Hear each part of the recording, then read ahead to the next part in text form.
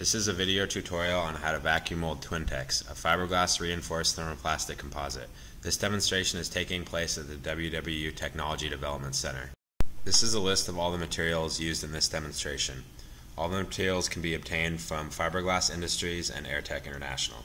When working in any lab environment, safety glasses should always be worn, as well as gloves when handling solvents or other composite materials. Start off by cleaning your mold with acetone or isopropyl alcohol. In this video, a flat aluminum plate will be used for tooling. Molds used with twintex must be able to withstand temperatures of at least 400 degrees Fahrenheit. After the mold has been cleaned, it is important to tape the perimeter of the mold with blue masking tape to prevent contamination from getting in the sealant tape area. Once the mold surface has been taped, apply mold release. In this video, carnauba wax is used. Pardal wax will work as well.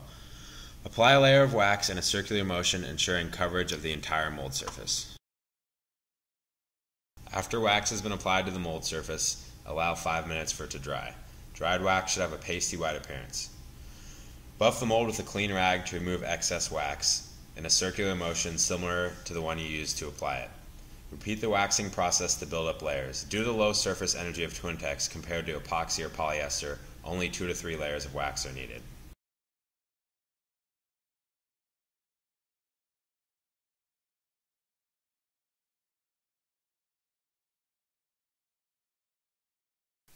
Cut all materials to be used in the vacuum bagging process and assemble the kit. This image illustrates the proper laminate sequence. Prepare your bag by applying sealant tape to the perimeter. Apply the tape with one hand while putting pressure with your other to minimize wrinkling. When a corner is reached, tear the tape's backing paper to allow for a clean turn. Once you've reached the end of the bag, cut or tear the end of the tape and overlap the ends. Flip the bag over and inspect the sealant tape by stretching the bag and tape to ensure that there are no wrinkles which cause leaks. Work your way around the perimeter of the bag to ensure that all wrinkles are removed. Assemble the laminate by placing the twintex cloth onto the mold. If the fibers are close to the tape line, they should be removed to prevent leaks once the bag is applied. Place a layer of non-porous peel ply on top of the twintex. This will ensure that the other layers don't stick to the part.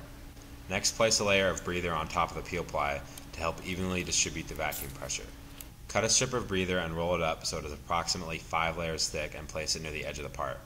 This will prevent vacuum port print through onto the part. Once the laminate has been assembled, the blue masking tape should be removed. Next, place the bottom half of the 2-piece vacuum port on the rolled up breather material. Place the bag over your laminate, being careful not to shift any of the previous layers. Tear the backing paper of the sealant tape on the corners, exposing them, and press the tape onto the mold. Slowly remove the backing on each side while pressing the tape to the mold. Any excess bag can be sealed together, forming a pleat.